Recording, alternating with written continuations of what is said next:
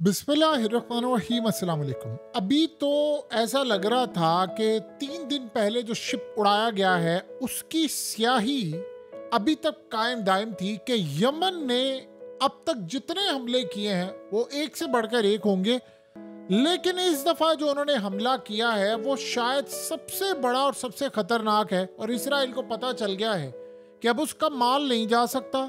और इस शिप को जो उन्होंने उड़ाया है ये पहली दफ़ा हुआ है कि उनकी नेवल फोर्स, नेवी की फोर्स, उनकी एयर फोर्स और उनकी एक मिसाइल फोर्स, इन तीनों ने मिलकर उस शिप को उड़ा दिया है।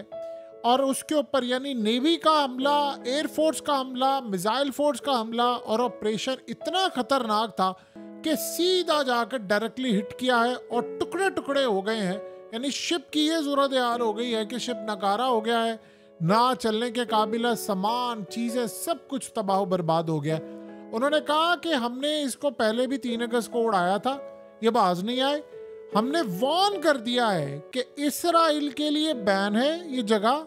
इसराइल तो क्या, पूरी दुनिया के लिए ये बात बड़ी क्लियर है कि कोई भी शिप जो इसराइल से लिंक होंगे, कोई यहाँ से गुजार कर दिखाए और वो जिंदा चला जाए, फिर ये नहीं हो सकता कि हम उसको छोड़ें। उन्होंने कहा अब इस सूरत हाल में बड़ा क्लियरली बता देना चाहते हैं कि आज हमने बड़ा आपको बताया है कि असल में कि हमारी ताकत क्या है, हम कर क्या सकते हैं। सो यमन ने इस दफ़ा जो काम किया है, आपको पता है इस दफ़ा सूरत हाल बड़ी अजीबो गरीब हुई है और आप हैरान भी होंगे इस बात को जानकर।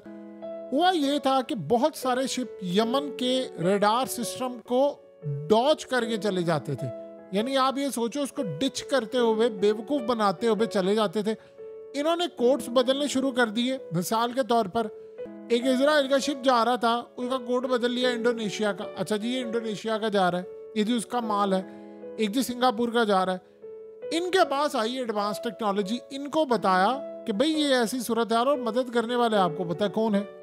मज़े की बात ये है, इस्लामिक कंट्रीज़ जो ओपनली इसराइल को यानी बस चुप करके हल्की हल्की मजम्मत है, वो भी अंदर का इनकी मदद करिए, उड़ाओ इनको, खुलकर सामने नहीं वो आ रहे, सारी मदद चल रही है।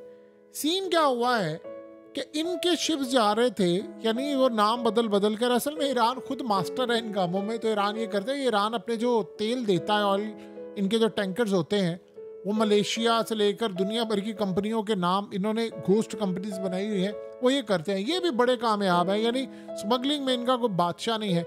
वैसे उन्होंने पाकिस्तान पर गैस के हवाले से जुर्माना आयद करना है कि आपने गैस पाइपलाइन नहीं बिछाई, $18 अरब का सीन है, ये वो है, सब कुछ है। लेकिन इस सारी सूरत हाल में वैसे वो अपना तेल पाकिस्तान में धड़ाधड़ उनका आ रहा है और इंटरनेशनल मार्केट में भी जा रहा है। इस मामले में वो कोई कंप्रोमाइज नहीं करते जहां से पैसा आ रहा है, क्योंकि उनके ऊपर पाबंदी है, उन्होंने पैसा कमाना है। इन्होंने काम ये किया है कि इसराइली जो शिप लेकर जाते थे, अब आप एक बात बताइए, कितनी देर हो गई है? 1 साल तो हो गया ना इस जंग को तकरीबन। इस 1 साल में इन्होंने इतने शिप उड़ाए हैं, फिर इसराइल अपने शिप क्यों यहाँ से लेकर जाता है? फिर क्या सूरत हाल होती है? असल में इसराइल के पास है एडवांस टेक्नोलॉजी, वो कोड चेंज कर देते हैं और इनको बेवकूफ़ बनाकर यहाँ से निकल जाते। काफ़ी अरसे से काम कर रहे थे, अब इन्होंने पकड़ लिया उनको गले से। इनको पता चल गया नहीं यार ये तो रंगबाजी हो रही है, क्योंकि फिर बहुत सारे जो कंपनीज हैं, आपको पता है कि चाहे जिन्होंने माल दिया होता है वो खुद भी कहते हैं ये जा रहा है। अब इस सूरत हाल में अंदर बड़े मुखबिर होते हैं और अंदर बड़े मामलात होते हैं। इस दफ़ा जो इन्होंने काम किया, इनकी मिसाइल फोर्स, नेवी और एयर फोर्स इकट्ठा जाकर उन्होंने हमला किया कि भाई तो बच ही ना सके। अब इसराइल को ये बात समझ नहीं आ रही कि क्या चल रहा है। अमेरिका की फौज, वो पहले ही आपको पता उसकी नेवी अपने एयरक्राफ्ट कैरियर और सारा कुछ लेकर वहां कर भाग गई है। आप बताएं कि पहले तो खाली ये मिसाइल मारते थे, अब तो missile force, naval force, air force सारे मिलकर ऑपरेशन कर रहे हैं। तो क्या करना है, ये क्यों सारे अब आ गए हैं? असल में अब इस दफा सीन ये हुआ है कि इन्होंने कहा है कि हमने जो रिजल्ट है वो 100% है। एयरफोर्स इनकी कर क्या रही होती है, वो ऊपर से मॉनिटर कर रही होती है, वो वीडियोस बना रहे होते हैं, उनको दूर से पता चलता है। वहां से अगर कोई शिप आता है रेस्क्यू करने या वॉर शिप आता है, ये उसको ऊपर से मिसाइल मार के उसको भी उड़ा देते हैं। यानी उन्होंने इस दफा कहा है कि भाई बचेगा कोई नहीं।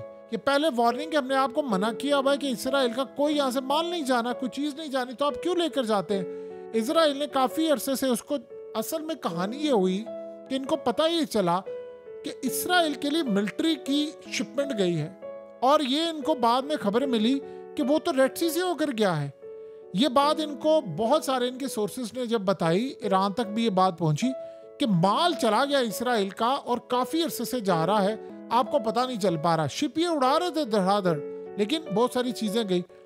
इनको ये अंदाजा हुआ कि इसका मतलब है कि हमारी नाक, ऐसा नहीं है कि रेड सी के अंदर सारी की सारी जो ट्रैफिक है वो जीरो हो गई है।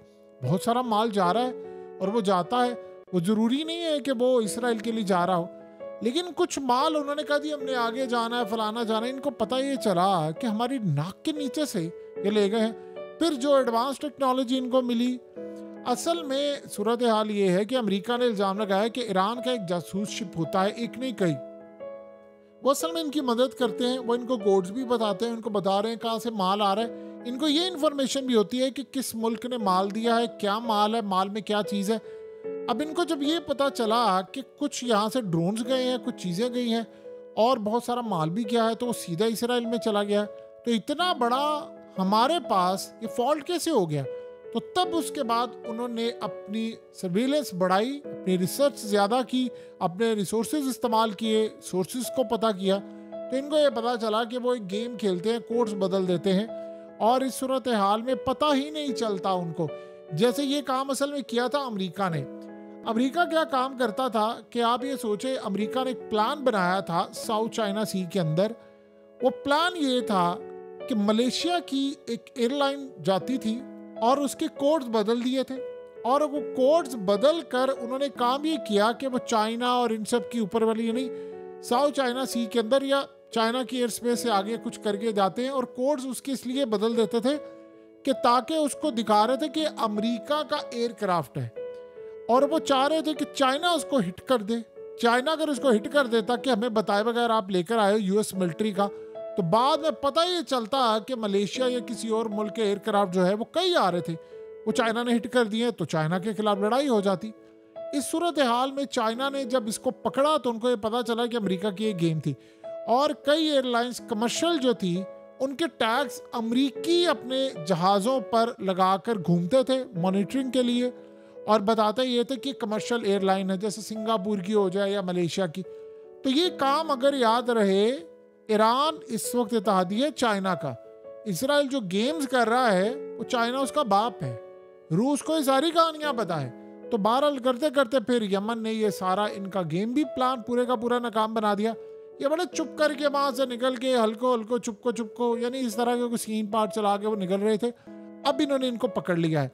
अब सीन यहाँ पर जो बड़ा मजेदार हुआ है वो ये है, पहले तो अमेरिका की फौज यहाँ से भागी थी, नेवी भागी थी, और ये सारा अपना आपको पता सामान लेकर इसराइल चले गए हैं। वहां पर इटली था, फ्रांस भी था, इनमें से किसी की जरूरत नहीं हुई। सीन क्या है, ये जो ग्रीक ऑयल टैंकर था जिसके ऊपर ये उतरे हैं, या मनाजिर देख सकते हैं, उतरे हैं और अंदर घुसकर उन्होंने डिवाइसेस लगाकर इन सबको उड़ाया, सब कुछ किया। इसको बचाने के लिए, रेस्क्यू करने के लिए उन्होंने कई कंट्री से बात की और यमन से रिक्वेस्ट की कि हमारी रेस्क्यू की टीमें आ रही हैं। देखिए तेल फैल जाएगा पूरा समंदर के ऊपर तो आप भी हयात मरेंगे, समंदर के अंदर जो जानवर है वो मरेंगे, माहौल खराब होगा, तबाही होगी। तो ये बहुत ज्यादा इन्वायरमेंट के लिए खराब है। तो इन्होंने इजाजत दी कि ठीक है आप जाए। वो इनसे इजाजत लेकर आए, देन उन्होंने जाने की बात की। ये तो इसराइल को पता चल गया है कि हमारा काम क्या। अब असल में इनका एक्सपैंड करने का इरादा है, और इस दफा ये जो एयरफोर्स उन्होंने इस्तेमाल किया वो इसी मकसद के लिए किया। अब ये ऑपरेशन एक्सपैंड करने जा रहे हैं आगे। वो इनका प्लान ये है जो इन्होंने बार बार कहा कि हमने सरप्राइज देना, हमने चीजें देनी है। ईरान ने असल में प्लान ही ये किया है कि अभी अगर हम डायरेक्ट हमला करते हैं इनके ऊपर तो ये बदले में हम पर हमला करेंगे और हमारी न्यूक्लियर फैसिलिटीज और बहुत सारी चीज़ों को तबाह करेंगे।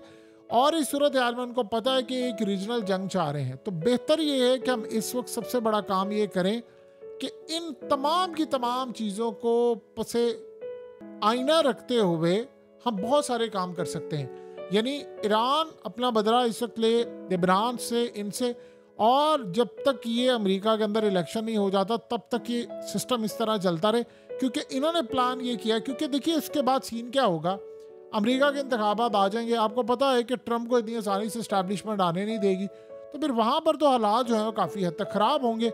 यहाँ से फोकस, उधर से फोकस, तो फिर ये तो नहीं हो सकता कि वहाँ से ये भी जंग छेड़ दे। तो उन्होंने प्लान ये किया है कि साथ साथ हम इनका बदला लेते हैं और इसराइल के लिए मसला भी पैदा है कि आज ही हमला करें, कल करें। उस दौरान अगर इसराइल ने प्लान ये किया कि भाई ईरान के अंदर कोई घुसकर हमला कर दे, किसी लीडर को हटा दे या कुछ कर दे, तो कोई भी सूरत हाल काफ़ी हद तक ख़राब हो सकती है। यमन के पास असल में इस वक्त पहुंच चुकी है एडवांस टेक्नोलॉजी, उनको बेहतर रेडार सिस्टम दिया है। वो अलग बात है कि रूस के ऊपर इजराइल ने इल्ज़ाम लगाया हुआ है कि यमन को एडवांस टेक्नोलॉजी इन्होंने दी है ताकि वो चुन चुन कर मारे। और रूस भी देखिए क्या कमाल करता है कि अभी तक उन्होंने इजराइल के खिलाफ कुछ ज़्यादा इतना बड़ा स्टैंड नहीं लिया है लेकिन उस लेवल का नहीं लिया। लेकिन उन्होंने काम ये किया है कि ईरान को और हूसियों को, इनको वो पूरी तरह बैक कर रहे हैं कि भाई आप लें टेक्नोलॉजी, मारे इनको और देखिए सूरत हाल अब क्या है, रिजल्ट आपके सामने है।